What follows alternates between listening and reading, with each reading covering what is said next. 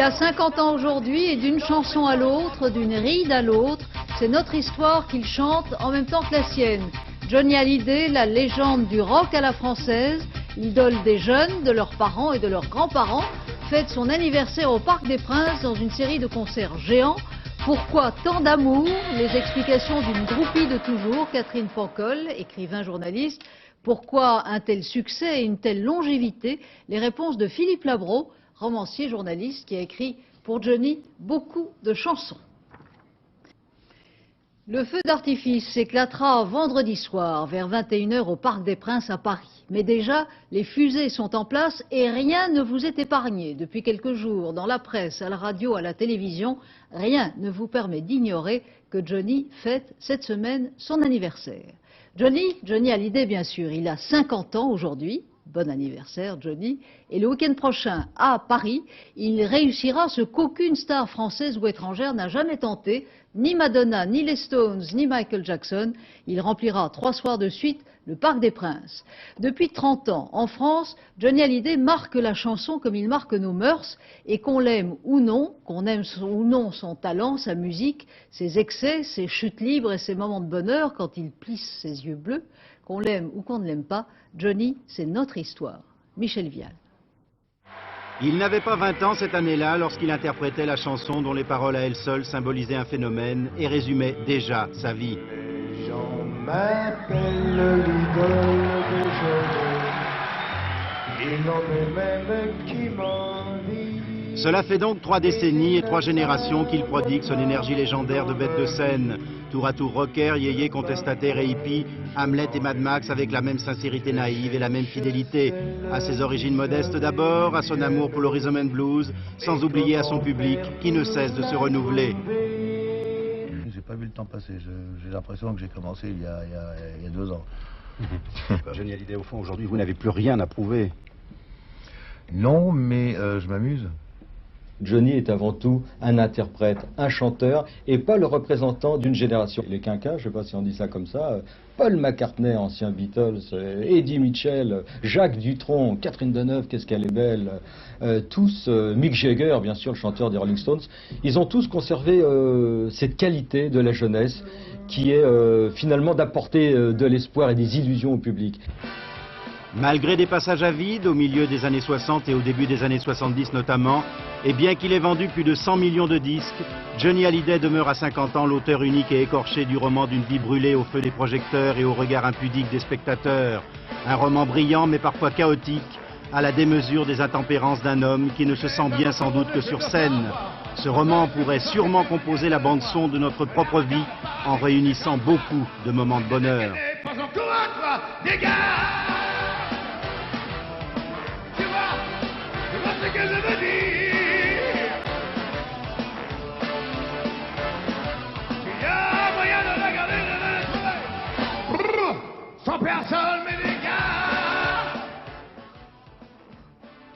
Ah que je l'aime, Catherine Pancol, vous êtes écrivain, journaliste, vous aimez Johnny depuis toujours, je vous observais, on vient de vous apercevoir, le regardant.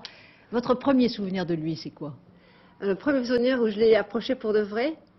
En quelque sorte. J'ai perdu la parole, je ne pouvais pas parler. Je ne revenais pas que la personne... Depuis que j'ai 10 ans, je collectionne ses disques, les affiches, les articles sur les copains. Et la première fois que je suis allée l'interviewer, j'ai pas pu parler. Donc, et lui et lui a été très très gentil et très attendri. Et donc je pense que je suis une vraie groupie. Pourquoi tant d'amour? Parce que je suis de la génération, on n'a pas eu les Américains directement en France. On avait des Français qui nous chantaient les tubes américains. Donc moi, j'ai pas connu Elvis Presley, j'ai connu Johnny. Et j'avais toutes les traductions en français par Johnny, par Sylvie, par Claude François, par tous les chanteurs français. Et pour moi, Johnny était le meilleur, il les écrasait tous. Et c'est vrai que Johnny, il suffit de le voir sur scène, et je pense qu'on ne peut pas parler de lui si on ne l'a pas vu sur scène. Pourquoi? Qu'est-ce qu'il dégage sur scène? Parce que c'est une vraie bête sur scène. C'est quelqu'un, il se sent chez lui sur scène physiquement, il est lui sur scène, et je le voyais encore à Bercy en septembre, c'est quelqu'un qui sait occuper la scène, qui se promène sur la scène sans aucun problème et qui est physiquement bien sur scène. C'est comme un albatros, il n'est pas bien dans la vie, il est très maladroit dans la vie, mais sur scène, tout d'un coup, on a l'impression qu'il s'installe, qu'il est là et qu'il va donner tout ce qu'il a de meilleur et tous les gens qui viennent l'écouter savent que ça va être à chaque fois formidable. Philippe Labro, Philippe, on connaît vos multiples talents. Vous êtes romancier à succès, journaliste, vous êtes le vice-président de RTL. Ce que l'on sait moins, c'est que vous avez écrit pour Johnny Hallyday une quarantaine de chansons. Quelle est pour vous sa différence? Faculté d'adaptation extraordinaire à toutes les époques. Après tout, c'est 50 ans qu'on vient de balayer, il s'est passé beaucoup de choses et les mœurs ont changé, les tendances culturelles, sociales se sont transformées. La jeunesse a suivi un certain nombre de modes, elle a évolué. Et Johnny a réussi à toujours être, pas complètement en avance, mais jamais en retard sur cette jeunesse et sur son époque. Donc en réalité, c'est peut-être pour ça qu'on s'est très bien entendu, je dirais, même si ça paraît paradoxal, qu'il a quelque chose d'un journaliste. Il saisit l'air du temps, il est contemporain de son temps et il le restitue. En 30 ans de carrière, pourtant, la musique a changé. Il a eu, lui, des hauts et des bas. Il a toujours survécu, il a toujours rebondi au sommet. Pourquoi? D'abord parce qu'il a toujours su choisir, au moment où il fallait, les hommes, les paroliers et les compositeurs de musique qui lui permettraient de rebondir. Les plus grands et les meilleurs, oui, au bon moment. Quand il était dans un creux à un moment donné, c'est Michel Berger, qui avait le talent fou qu'on lui connaissait, c'est Jean-Jacques Goldman, qui est une merveille de compositeur, de chanteur et de parolier. Ce sont un certain nombre de gens dont, avec l'attraction qu'il avait, il a suscité le meilleur d'eux-mêmes et il l'a exploité. Et deuxièmement, encore une fois, j'y reviens, malgré ses allures comme ça, d'oiseau blessé, comme disait Catherine Pancol, malgré cette sincérité naïve dont parlait votre commentateur, sincérité oui, mais naïve certainement pas, c'est pas un naïf, Johnny, il est tout à fait conscient de son époque, il sait très bien ce qui se passe, il reçoit les misères du monde et en même temps l'exaltation du monde. Je crois qu'il sait très bien restituer ce qui se passe. Le Parc des Princes, vendredi, samedi, dimanche prochain, c'est un défi sans précédent dans le showbiz français. C'est aussi un énorme enjeu financier. Johnny, à lui tout seul, est une industrie nationale. Pierre Fredenreich et Christophe Hérault ont exploré la mine d'or griffée Johnny Hallyday. Concerts, spectacles, films, disques, livres, vidéos, parfums, bottes, jeans, blousons, briquets, lunettes, café et tant d'autres objets cultes. Johnny fait vendre passionnément, énormément.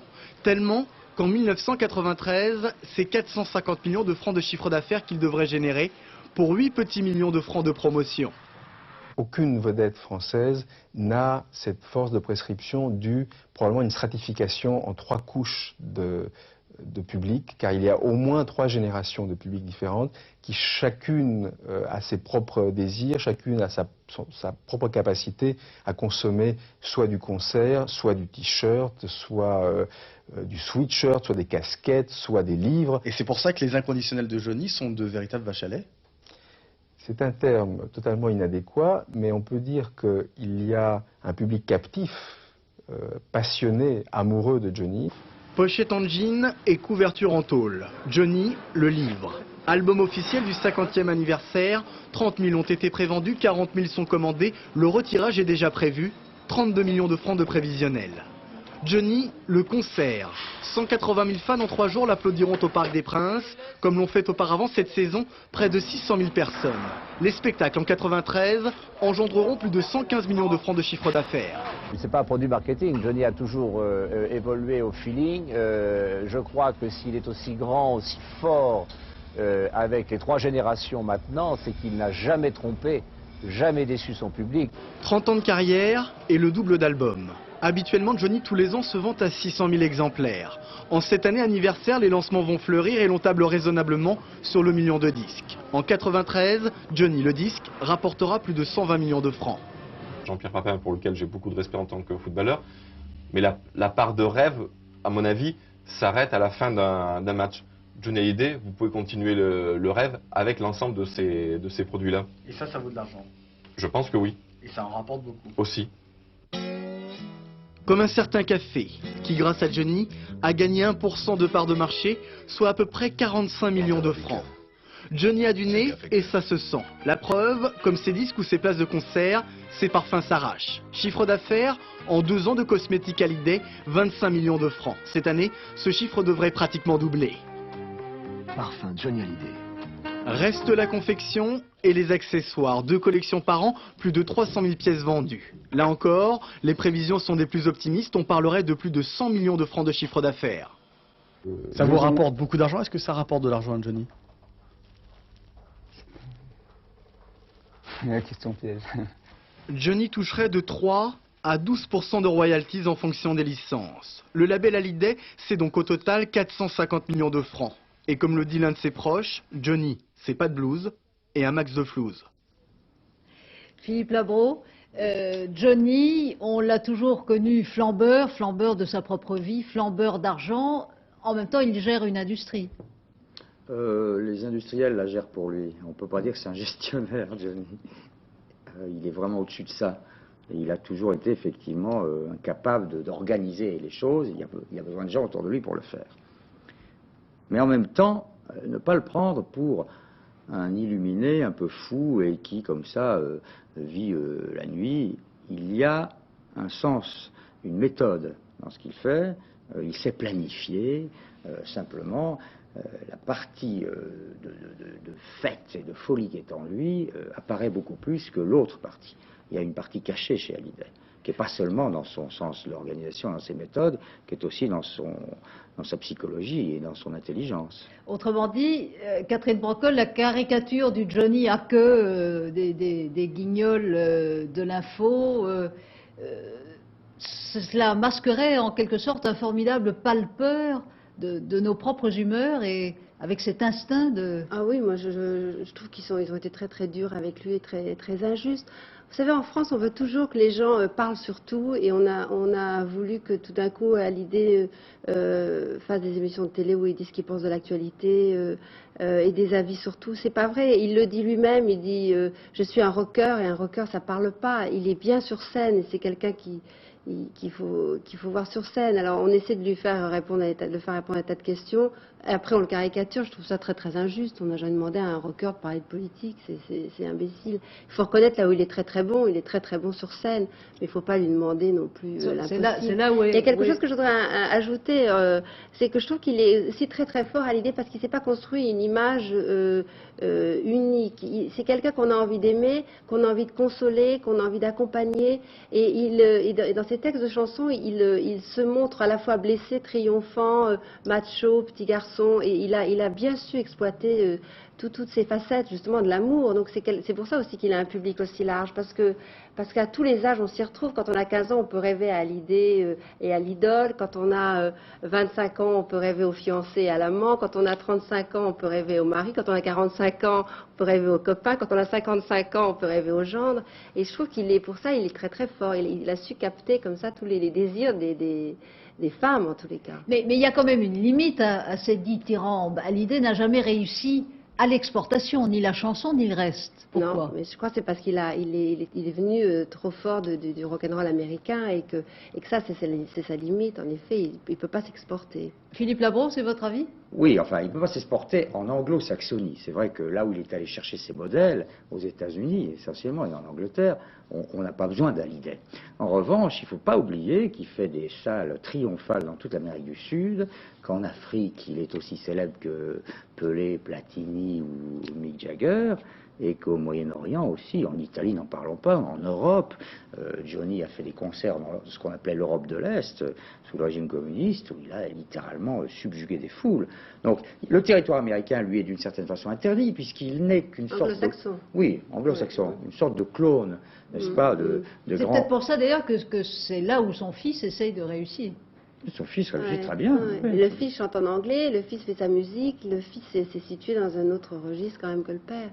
Je crois qu'il souffre de ça, quoi. Il souffre d'avoir quand même traduit énormément de standards américains.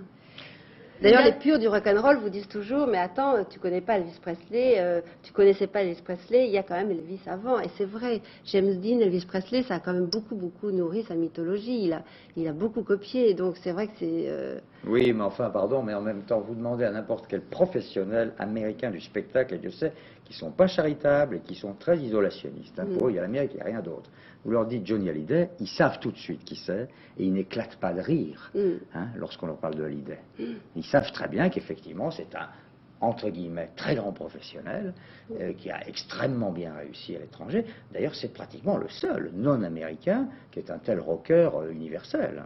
Qu'est-ce qui pourrait démoder Johnny? Rien. Ben non, mais elle a raison. Non, elle a raison. Il n'y a pas de raison qui ne continue pas de s'adapter, comme je vous l'ai dit, aux époques et aux tendances qui vont venir. Non, non, il est éternel. Hein. Non, en plus, il ne se voit pas vieillir, il le dit très bien. Il ne comprend pas qu'il a 50 ans. Donc, et grâce à lui, nous non plus, en quelque sorte. Et vous irez au Parc des Princes? Oui. Et vous, Philippe Labro? Évidemment. Bien sûr. D'abord, j'y vais avec RTL.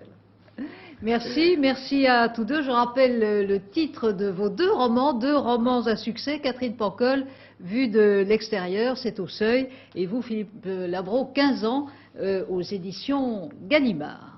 Souvenir, souvenir, c'est le temps de l'amour, c'est le temps de Johnny, c'est aussi le temps du bac.